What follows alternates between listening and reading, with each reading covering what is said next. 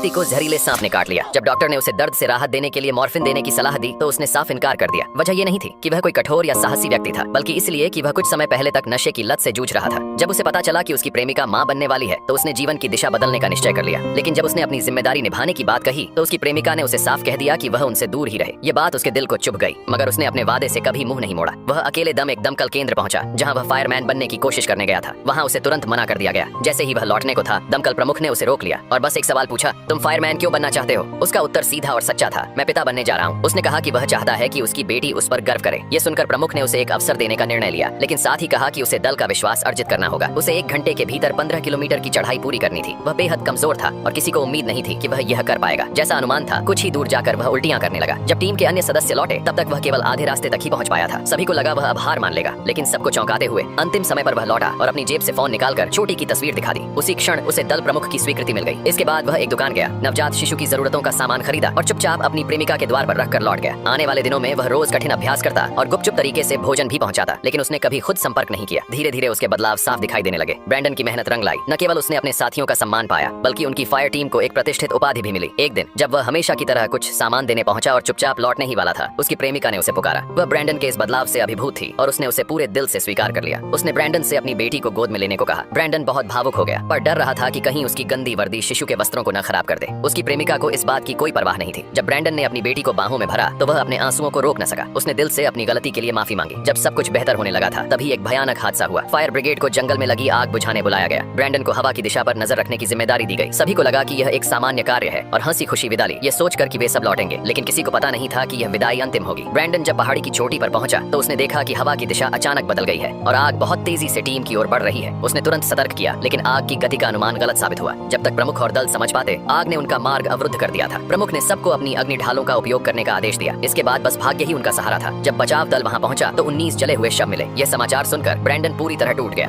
उसने मन ही मन सोचा, काश वह भी वहीं समाप्त हो जाता। लेकिन अब जबकि वह जीवित था तो उसे अपना अंतिम संकल्प पूरा करना था। शहीद हुए फायर फाइटर्स के परिवार एक व्यायामशाला में इकट्ठा हुए, इस आशा में कि जो एक व्यक्ति बचा है वह उनका अपना हो सकता है। जब ब्रैंडन वहां पहुंचा तो सबकी उम्मीदें टूट गईं और रोना फूट पड़ा। ब्रैंडन का दिल भी उन्हीं के साथ रो पड़ा। यह कथा एक सच्ची घटना पर आधारित है।